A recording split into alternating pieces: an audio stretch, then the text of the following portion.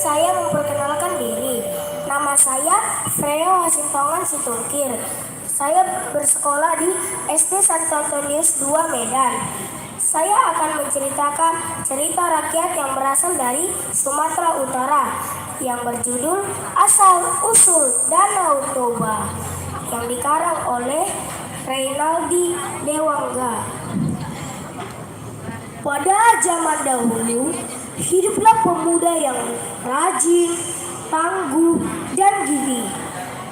Namanya adalah Toba.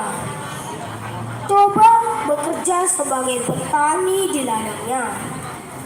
Suatu hari, dia merasa kelaparan dan pergi memancing. Tetapi, seharian dia memancing, seekor ikan pun tidak didapatkannya.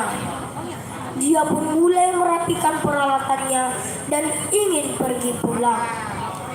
Tetapi dia kaget saat dia mengangkat pancingnya. Dia melihat seekor ikan mas yang besar. Dia pun kegirangan dan dengan semangat membawa ikan tersebut ke rumahnya. Dia meletakkan ikan tersebut di ember yang berisi air.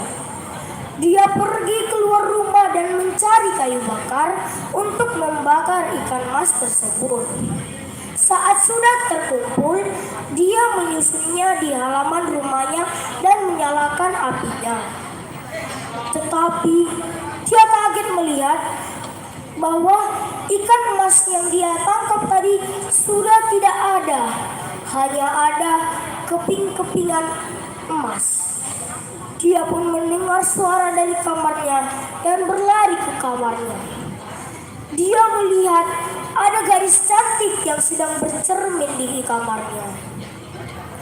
Dia pun bertanya, "Siapa kamu? Aku tidak pernah melihatmu di desa ini." Gadis tersebut pun menjawabnya, "Aku adalah ikan yang kau tangkap tadi. Dulu aku dikutuk menjadi ikan emas. Dan koin-koin emas itu adalah sisik-sisikku. Mari kita makan. Pasti kamu sudah merasa lapar." Toba yang sudah kelaparan pun memakan semua hidangan yang telah disiapkan gadis tersebut. Dalam hati Toba dia berkata, "Andai aku bisa menikahi gadis ini." Ternyata gadis tersebut bisa mendengar isi hati oleh si Toba.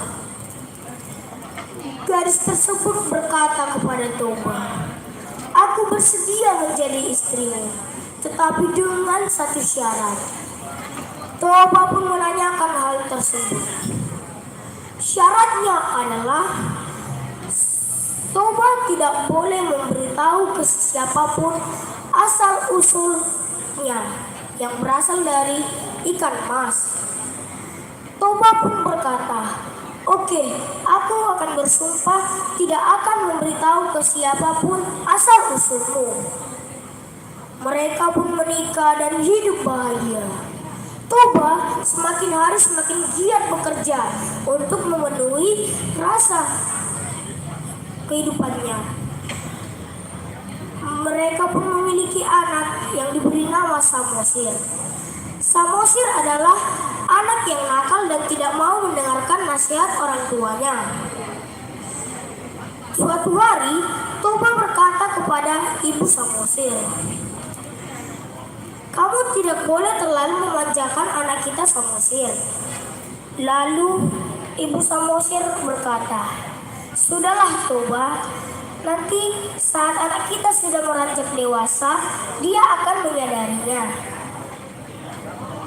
Suatu hari, ibu Samosir membujuk anaknya untuk mau mengantarkan bekal ayahnya kepada ayahnya yang sedang bekerja di ladang. Awalnya, Samosir tidak mau mengantarkan bekal tersebut, tetapi ibunya terus merayunya sehingga dia mau. Tetapi saat dia mengantarkan bekal tersebut, di perjalanan dia melihat teman-temannya yang sedang bermain. Dia pun ikut bermain bersama teman-temannya. Lama-kelamaan Dia teringat bahwa harus mengantarkan bekal tersebut kepada ayahnya. Ayahnya yang sudah kelaparan di ladang pun tetap menunggu bekal tersebut sampai. Samosir yang sedang mengantarkan merasa kelaparan karena baru selesai bermain. Dia berpikir untuk memakan sedikit dari bekal ayahnya. Ternyata dia telah menghabiskan bekal tersebut. Dia tetap mengantarkannya ke ladang ayahnya. Lalu saat sudah sampai, ayahnya membuka. Ternyata isinya sudah tidak ada. Dia sangat marah kepada anaknya dan menamparnya sambil berkata, "Dasar kamu anak ikan!" Samosir pun menangis sambil berlari pulang. Dan dia mengadu kepada ibunya. "Ibu, tadi aku kata ayah anak ikan. Apa benar ibu?" Ibunya marah mendengar hal itu karena Toba telah mengingkari janjinya. Lalu ibu Samosir menyuruh anaknya untuk berlari ke ujung tebing dan memanjat pohon. Setelah Samosir berlari, turunlah hujan yang sangat deras disertai angin yang sangat kencang yang menutupi satu desa tersebut dan menjadi genangan air. Air tersebut adalah air Danau Toba yang di tengahnya terdapat pulau kecil yang diberi nama Samosir. Disitulah tempat persembunyian anaknya Toba, Samosir. Demikian cerita rakyat saya.